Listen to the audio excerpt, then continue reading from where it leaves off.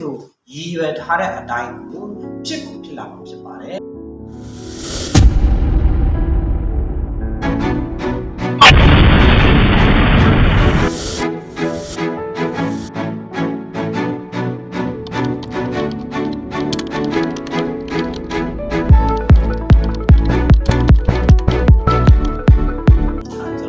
ခင်ကြီးမှာပေါ့နော်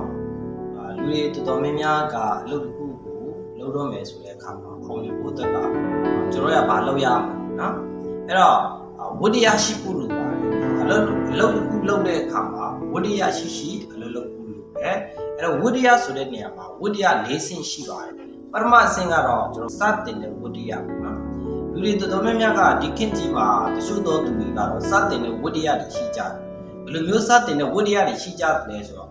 Facebook ကနေပြီးတော့ဝင်ငွေတွေရအောင်လုပ်လို့ရတယ် TikTok ကနေပြီးတော့ပတ်စံရှာလို့ရတယ် YouTube ကနေပြီးတော့ပတ်စံရှာလို့ရတယ်ပြောလာတဲ့အခါကြားရသိရတဲ့အခါကျတော့လူတွေတော်တော်များများကစတင်တဲ့ဝိတ္တရားတွေရှိကြတယ်နော်အေး online ကနေပြီးတော့ဒီလိုမျိုးလုပ်လို့ရတယ်ဆိုတော့ငါလည်းလုပ်မယ်လိုက်ပြီးတော့နော်ဒီများတဲ့သူအောင်လိုက်ပြီးတော့လုပ်ကြတယ်နော်ဒါကစတင်တဲ့ဝိတ္တရားပေါ့ဒါပေမဲ့ဒီစတင်တဲ့ဝိတ္တရားအဆင့်လောက်ပဲရှိလိုက်တာနဲ့လုပ်ငန်းတစ်ခု level တစ်ခုမှာအောင်မြင်လာမှာမဟုတ်ဘူးအဲ့တော့ဒုတိယအဆင့်ကလို့ရဘာတွေရှိရတယ်ဆိုဒုတိယအဆင့်ကတော့ဝိတ္တရားကဘာလဲဆိုဘာဝိတ္တရားရှိရတယ်ဆိုဆက်လုပ်တဲ့ဝိတ္တရားရှိပါတယ်နော်စတင်ပြီးပြီဆိုရင်တော့လူတွေကအများအားဆက်လုပ်နေဘူးပေါ့နော်လူတွေတော်တော်များများကအစပိုင်းမှာလုပ်ကြတယ်စတင်တဲ့ဝိတ္တရားတွေရှိပြီးတော့ဆက်လုပ်တဲ့ဝိတ္တရားအပိုင်းတွေမရှိကြဘူးနော်အဲ့တော့စတင်တဲ့ဝိတ္တရားရှိပြီးတော့ဆက်လုပ်တဲ့ဝိတ္တရားတွေမရှိကြတဲ့အခါလုပ်ငန်းတစ်ခုကိုအောင်မြင်တဲ့လောက်မှမအောင်ဘူးနော်အဲ့တော့ခုနပြောလိုက်တဲ့ Facebook တို့ YouTube တို့ TikTok တို့ကစလုပ်လာတဲ့အချိန်မှာ view တွေဘာတွေရလာတယ်တချို့သောသူတွေ view တွေဘာတွေမရလာဘူးအဲ့ဒီနေရာမှာလက်လျှော့လိုက်ကြတာဆက်ပြီးတော့မလုပ်ချင်တော့နော်ဆက်ပြီးတော့မလုပ်ဖြစ်တော့အဲ့ဒီနေရာကနေပြီးတော့တို့တွေကဒါလိုချင်တဲ့အတိုင်းအတာတစ်ခုထိတော့မရဘူးပေါ့နော်ဘာလို့လဲဆိုတော့ကျွန်တော်ဆက်လုပ်တဲ့ဝိတ္တရားတွေမရှိဘူးနော်အဲ့တော့တို့ရနံပါတ်1အဆင့်ကပါလဲဆက်လုပ်တဲ့ဝိတ္တရားအဆင့်ရှိဘူးလေတတိယအဆင့်ကပါလဲဆိုကျွန်တော်တို့ရဒါဒီဇိုင်းမမတ်လုပ်တဲ့ဝိတ္တရားဒီဇိုင်းမမတ်လုပ်နေဖို့လည်းလိုတယ်အစင်ဆက်မပြတ်ကိုလည်းလုပ်နေဖို့လိုတယ်ဆက်လုပ်ပြီးအောင်တမကဘူးတချို့ကတော့လုပ်လာလို့မေးလုပ်တယ်ဆက်လုပ်လာလို့မေးဆက်လုပ်တယ်စိတ်ပျော်တဲ့ချိန်ထားလုပ်တယ်စိတ်မပျော်ရင်မလုပ်ဘူးအဲ့လိုမျိုးတွေဖြစ်လာတဲ့ခါကျတော့လေဒါလုပ်ငန်းတစ်ခုကို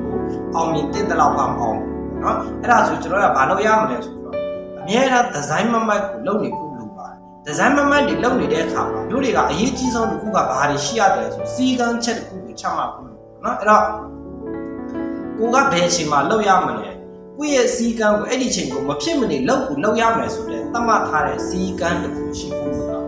ကိုယ့်ရဲ့စီကံတစ်ခုအမြဲရှိနေဖို့လို့အဲ့တော့ဒီဇိုင်းမမတ်ကိုလုပ်နေဖို့လည်းလိုပါတယ်လူတွေကလှုပ်လိုက်မလှုပ်လိုက်အဲ့လိုမျိုးလုပ်နေလို့လည်းလောက်ကတစ်ခုကိုဘယ်နေရမှဘယ်နေဘဲမှလည်းအောင်မြင်လာမှာမဟုတ်ပါဘူးအဲ့တော့လူတွေကဆက်လုပ်ပြီးရုံတော့မကပဲနဲ့ဒီဇိုင်းမမတ်လုပ်တဲ့ဝိတ္တရားရှိအဲ့တော့တတိယအဆင့်ပြီးသွားပြီစတုံးထအဆင့်ကပါလဲဆိုတော့ဇွဲရှိလုပ်တဲ့ဝိတ္တရားအဲ့တော့အလုပ်တစ်ခုကိုလုပ်တဲ့အခါမှာတစ်ခါတလေမှာကျွန်တော်ကနေ့ချင်းညချင်းအောင်မြင်ခြင်းမအောင်မြင်ပါเนาะခုနပြောလိုက်တဲ့ YouTube တို့ Facebook တို့ TikTok တို့ဒီຢာလေးတွေကလည်းသူကနေ့ချင်းညချင်းအောင်မြင်ခြင်းမအောင်မြင်ဒါကပြောလို့မရဘူးเนาะဒါဆိုကျွန်တော်ကဘာလုပ်ရမလဲဇွဲရှိเนาะကျွန်တော်ရဲ့ဒီဇိုင်းမမတ်လုပ်နေတဲ့အချိန်မှာလည်းတစ်ခါတလေမှာရက်လက်ဆိုတဲ့အရာကိုရှိကောင်းရှိလိမ့်မယ်မရှိတာမျိုးလည်းကြုံရတာပေါ့နော်ဘယ်ရမှလည်းတွေ့ရပုံတည်တွက်လို့မရနော်မှန်းထားတဲ့အတိုင်းကိုရလာတာမျိုးလည်းရှိကောင်းရှိနိုင်တယ်တို့မဲ့လူတွေကမှန်းထားတဲ့အတိုင်းကိုဖြစ်မလာတဲ့အခါမျိုးလည်းကြုံရတာပေါ့နော်ဒီຢာလေးတွေကိုလက်လျှော့လို့မရ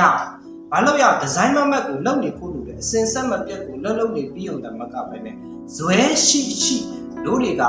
လောက်တဲ့ဝိတ္တရားအဆင့်ကိုရှိလိုပါတယ်အဲ့တော့လူတွေကရသည်တော်၎င်းမရသည်တော်၎င်းကိုယ့်ရဲ့ရည်ရွယ်ချက်တစ်ခုကတစ်နေ့ဆိုတစ်နေ့နှစ်နေ့ဆိုနှစ်သုံးနေ့ဆိုသုံးနေ့ငါးနေ့ဆိုငါးနေ့ဆိုတဲ့စီမံကိန်းတတ်မှတ်ချက်ကိုလူတွေကဇွဲရှိအလုပ်လုပ်နေဖို့လိုတယ်သိချတယ်ဒီထဲမှာရှိနေတဲ့တကယ်ဒီဗီဒီယိုထဲမှာကြည့်နေတဲ့သူတွေအားလုံးကခုနကျွန်တော်ပြောပြပေးလိုက်တဲ့ဝိတ္တရား၄ဆင့်ကိုမိတ်ဆွေတို့ကတကယ်ကိုမှဘယ်အဆင့်ထိရောက်နေတယ်လဲဆိုတော့ကိုယ့်ကိုပြန်ပြီးတော့သုံးသပ်ကြည့်လို့ရတယ်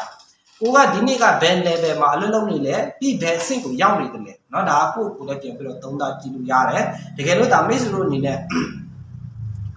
ကိုပြန်ပြီးတော့သုံးသပ်ကြည့်လိုက်လို့အော်ကျွန်တော်ကတော့ဒီနေ့နံပါတ်1အဆင့်ပဲရောက်စတင်တဲ့ဝိရိယအဆင့်လားတော့မဟုတ်ဆက်လုပ်တဲ့ဝိရိယအဆင့်လားဒါမှမဟုတ်ကျွန်တော်ဒီဇိုင်းမမလုပ်တဲ့ဝိရိယအဆင့်လားနော်ပြီးပြီဆိုဇွဲရှိရှိလုပ်တဲ့ဝိရိယအဆင့်ရှိနော်အဲ့တော့လူငယ်တွေတော်တော်များများအခုခေတ်တွေကတော်တော်များများတွေကစလုပ်တဲ့ဝိရိယနဲ့ဆက်လုပ်တဲ့ဝိရိယအဆင့်တစ်ဆင့်လောက်ပဲ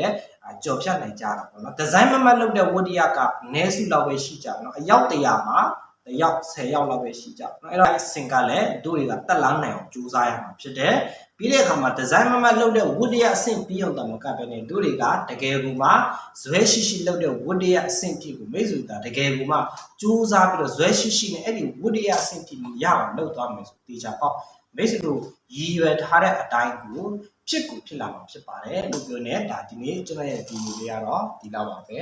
အားလုံးပဲကျေးဇူးတင်ပါတယ်